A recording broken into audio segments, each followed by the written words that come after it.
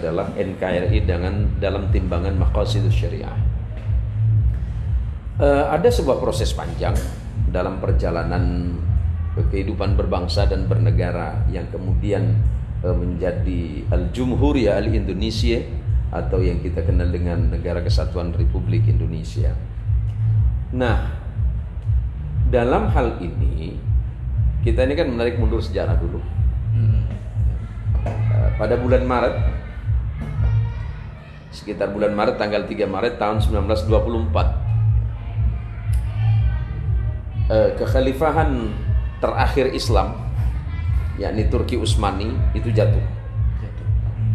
Berarti tahun depan, tanggal 3 Maret tahun 2024, keruntuhan kekhilafan Islam itu genap 100 tahun. Ya, benar. Masuk di 1 abad keruntuhan kekhilafan Islam. Nah, kemudian ada semacam utopia. Ada semacam utopia, keinginan dan harapan-harapan besar dari umat Islam di seluruh dunia untuk bangkitnya kembali khilafah. Untuk bangkitnya kembali khilafah. Nah, bangkitnya khilafah itu didorong oleh sebuah keinginan besar karena penjajahan bangsa-bangsa Eropa terhadap bangsa-bangsa yang di dalamnya mayoritas beragama Islam. Ini memunculkan sebuah problem serius. Problem serius dalam artian bahwa kepemimpinan itu lebih bercorak kepada kepemimpinan yang dianggap sudah tidak bersesuaian lagi dengan ciri dan cara Islam.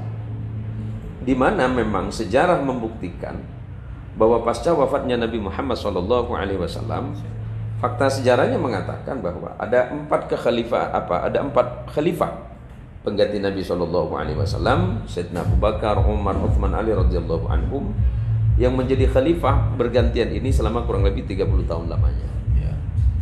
Nah, sampai kemudian pergantian. Nah, sekarang masuklah ke Indonesia. Indonesia masa itu berada dalam cengkraman penjajah kolonialisme Belanda yang kemudian berganti ke Jepang. Merdeka tahun 1945. Ada sebuah keinginan besar dari masyarakat Indonesia masa itu. Bagaimana dengan konsep negaranya? Bagaimana dengan konsep negara? Sebuah bangsa besar yang bernama Indonesia, sebuah negara baru yang bernama Indonesia ini, apakah akan mengusung kepada konsep Islam, khilafah Islamiyah, atau menggunakan sistem-sistem syariah? Nah, ini kan bukan persoalan mudah. Dikatakan bukan persoalan mudah, kenapa? Indonesia pada masa itu merdeka. Sebelum kemerdekaan itu kan sudah ada kerajaan-kerajaan. Ya. Mulai dari kerajaan yang awalnya bercorak Hindu, kemudian bercorak Buddha, kemudian ada bercorak Kesultanan Islam. Ini kan kemudian memunculkan semacam konflik interest. Memunculkan sebuah konflik pemikiran, bahkan kepada kepentingan, apakah berdirinya bangsa ini akan menjadi negara republik? Apakah akan menjadi negara demokrat? Apakah akan menjadi negara federal? Apakah akan menjadi negara Islam? Apakah akan mengusung konsep khilafah? Pemikiran itu muncul. Nah, seperti itu Bang Dani. Nah, ketika kemudian disepakati oleh para pendiri bangsa, berdirinya bahwa Indonesia itu mengusung konsep negara republik, yang kemudian kita disepakati oleh para pendiri bangsa ini. Para pendiri bangsa itu bukan orang-orang biasa, tapi diisi oleh para pejuang-pejuang yang memperjuangkan kemerdekaan bangsa ini ratusan tahun ini. Di dalamnya diisi oleh para ulama dari berbagai macam golongan.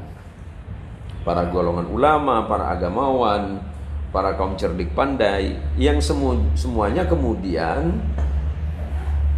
mengadakan sebuah pertemuan-pertemuan besar untuk sampai kepada kesimpulan, apakah Indonesia ini mengusung konsep khilafah? Apakah mengusung kepada konsep-konsep yang lain?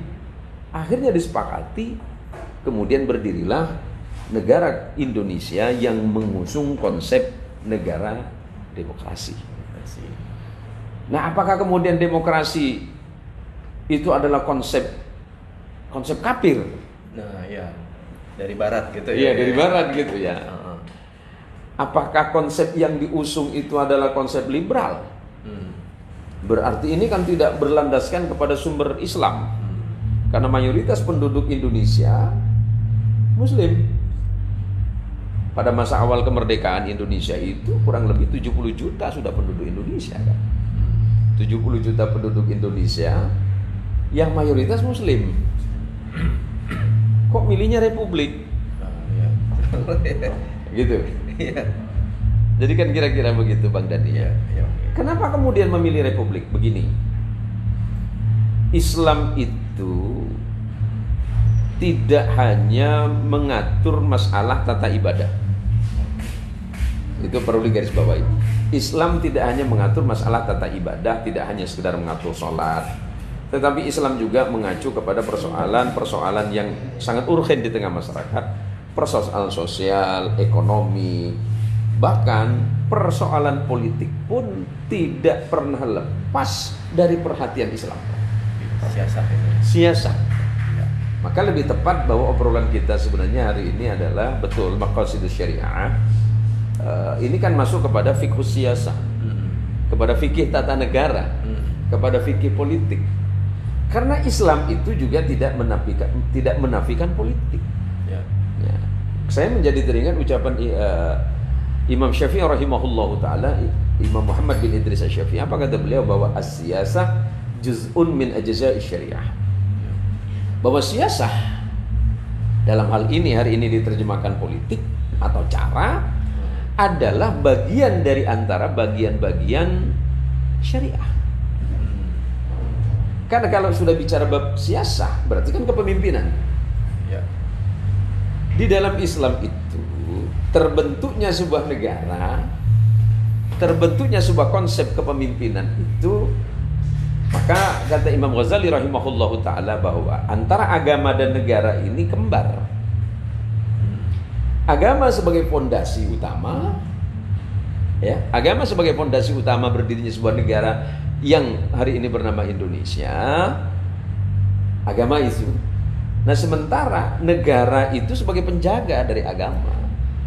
Agama itu menjadi kokoh dan kuat itu kalau ditopang oleh sebuah negara yang kuat.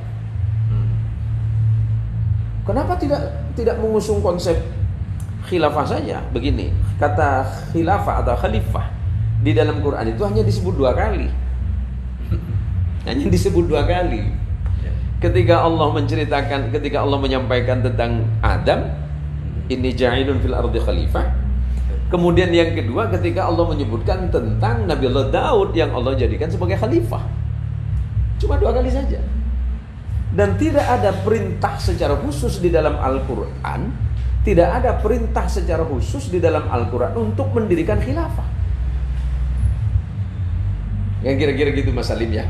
Di dalam Al-Quran tidak ada perintah khusus dirikan kekhilafan, enggak ada. Nah sekarang dikembalikan kepada siapa? Kepada umat. Bentuk corak itu tidak dipersoalkan. Maka ada gium atau dalam perspektif ulama itu mengatakan bahwa al-ibrah bil musamma la bil ism.